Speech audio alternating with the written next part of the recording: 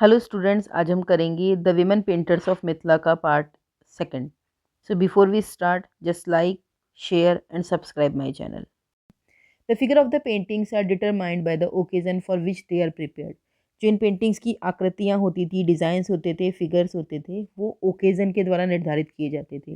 Means जो painting के designs थे और जो फिगर्स थे वो ओकेजन के अनुसार बनाए जाते थे। Usually this paintings are a combination of gods, goddesses, animals and flora. Generally ये जो पेंटिंग्स होती थी ये भगवान और देवी देवताओं, एनिमल्स और किसी भी एरिया के प्लांट्स या वेजिटेशन का कॉम्बिनेशन होती थी। मीन्स इन जो पेंटिंग्स के सब्जेक्ट होते थे उनमें देवी देवता, एनिमल्स और फ्लोरा, प्लांट्स या वेजिटेशन का कॉम्बिनेशन होता था। In the 1950s and 60s, the government began to encourage artists in keeping this artistic tradition alive. 1950s और 60s में गवर्नमेंट ने आर्टिस्ट को प्रोत्साहित करना स्टार्ट किया कि उन्हें इस आर्टिस्टिक ट्रेडिशन को ज़िंदा रखना है। दस this style of painting has acquired a new dimension. तो इस पेंटिंग ने एक नया आयाम स्थापित किया, एक नया आयाम पाया। मीन्स इसमें न्यू पर्सपेक्टिव्स और एस्पेक्ट्स आए। Now there is a lot of the individual artist self expression. अब तो इसमें बहुत सारे आर्टिस्ट के अपने खुद के एक्सप्रेशंस भी नज़र आते हैं। Each artist now strives to establish their own unique style. हर आर्टिस्ट इसमें अपना एक यूनिक स्टाइल दिखाने की कोशिश करता है। With the passage of time there are other differences as well. Time के साथ बहुत सारे चेंजेस भी आए हैं। Traditionally they were done on walls. Traditionally परंपरागत रूप से ये जो पेंटिंग्स थी इनको दीवारों पे किया जाता था। On paper mache. Paper mache एक आर्ट स्टाइल होता है जहाँ पे कि पेपर को ग्लू के साथ और वाटर के साथ मिक्स किया जाता है जिससे कि स्कल्पचर्स बन सके। तो वहाँ पे भी इसे बनाया जाता था या इसे शीट्स ऑफ पेपर पे भी बनाया जाता था। बट टुडे, लेकिन आज की तारीख में, because of the huge demand from cities, जो मिथिला पेंटिंग है उसकी बहुत बड़ी बड़ी डिमांड्स आती है और बहुत बड़े शहरों से डिमांड्स आती है। With their sweeping lines and bright colours, क्योंकि मिथिला पेंटिंग्स में बहुत लाइन्स है, बिल्कुल लाइव लाइन्स हैं और ब्राइट कलर्स है। Crop up on clothes at craft bazaar. तो उन्हें कपड़ों पे भी बनाया जाने लगा है क्राफ्ट बाज़ार में। ग्रीटिंग कार्ड्स पे भी बनाया जाने लगा है और पेन स्टैंड पे भी बनाया जाने लगा है। Things that the villagers of Mithila would never dream of using. और जो मिथिला के रहने वाले लोग हैं, जो मिथिलावासी हैं, उन्होंने कभी भी ऐसा नहीं सोचा था सपनों में भी कि भाई इस मिथिला पेंटिंग्स को कपड़ों पे बनाया जाएगा, ग्रीटिंग कार्ड्स पे बनाया जाएगा और पेन स्टैंड पे बनाया जाएगा। During the late 1960s and early 1970s, 1960s के लेट और 1970s के अर्ली में सब women from the region were invited to Europe, Japan, Russia and the United States where they represented Indian cultural fairs and exhibitions। तो late 1960 और early 1970s में जो मिथिला की लेडीज़ थी उन्हें यूरोप, जापान, रशिया और यूनाइटेड स्टेट्स में बुलाया गया और इन देशों के कल्चरल फेयर और एग्जीबिशन में उन्होंने इंडिया को रिप्रेजेंट किया। One such artist was Ganga Devi. ऐसी एक महान आर्टिस्ट थी Ganga Devi. Born in a village Chhatra, Ganga Devi had a happy childhood. Ganga Devi का जन्म एक गांव में हुआ था जिसका नाम था छत्रा और उनका चाइल्डहुड बहुत ही अच्छा था। Like most children of her age, she grew up playing with dolls and observing her elder sister became skilled in the art form.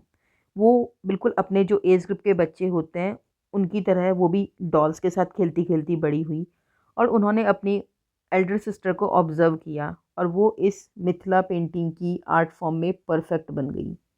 Sometimes Ganga Devi would assist in making art objects for a fourth coming wedding.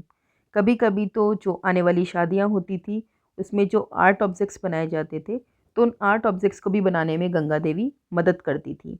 But when it was time for Ganga Devi's own marriage, her luck ran out. लेकिन जब गंगा देवी की खुद की शादी का time आया तो उनके लक ने उनका साथ छोड़ दिया।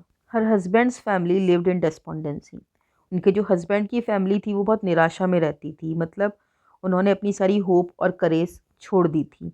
It was difficult for her to get a full meal a day. बहुत डिफ़िकल्ट था उनके लिए पूरे दिन का खाना भी कमा पाना। Ganga Devi was anxious and dishearten. तो गंगा देवी बहुत चिंतित हुई और उनका दिल भी टूट गया। In desperation she went to her guru. और इस डेस्परेशन में वो अपने गुरु के पास गई। Her guru advised her to take up commercial painting. तो उनके गुरु ने उनको एडवाइस दी, उनको सलाह दी कि तुम्हारी जो पेंटिंग्स है अब इनको तुम कमर्शियल रूप पे अपनाओ। इट मीन्स इस पेंटिंग को अपना करियर या प्रोफेशन बनाओ। Soon Ganga Devi's diligence and talent were recognised. बहुत ही जल्द गंगा देवी का diligence, diligence means hard work, कठोर परिश्रम, और उनका टैलेंट, दोनों को पहचान मिली। Within a year of painting Ganga Devi received the national master craftsman award. एक साल के अंदर अंदर ही गंगा देवी को नेशनल मास्टर क्राफ्ट्समैन अवार्ड मिला। The award brought her some income and some international fame. इस अवार्ड के साथ साथ उन्हें कुछ पैसा भी मिला, साथ ही साथ उनकी इंटरनेशनल भी फेम मीन्स उनकी प्रसिद्धि बढ़ गई। She was sent by the Indian government to participate in an exhibition in Moscow. उन्हें इंडियन गवर्नमेंट ने मॉस्को में एक एग्जीबिशन में पार्टिसिपेट करने के लिए भेजा। इट मीन्स वो मॉस्को जो कि रशिया की कैपिटल है, तो वो रशिया गई थी इंडियन गवर्नमेंट के द्वारा और उन्होंने वहाँ पे एक एग्जीबिशन में पार्टिसिपेट किया। There she saw a hotel with electric lights, restaurant and elevators. उन्होंने वहाँ पे एक होटल देखा जहाँ पे उन्होंने देखा कि भाई बहुत सारी लाइट्स हैं, रेस्टोरेंट है जहाँ पे लोग बैठ के खाना खा रहे हैं, और एलिवेटर्स मीन्स लिफ्ट भी है। Her mind was alive with all the strange scenes she scene.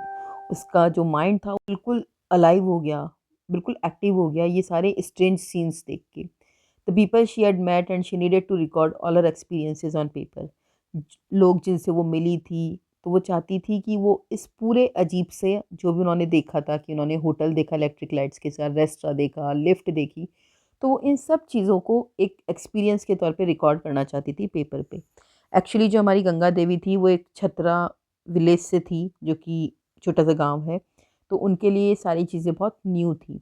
As with the other Mithila painters, Ganga Devi drew inspiration for her paintings from the activities she saw around her as well as from the rich store of folk tales and legends in Madhubani.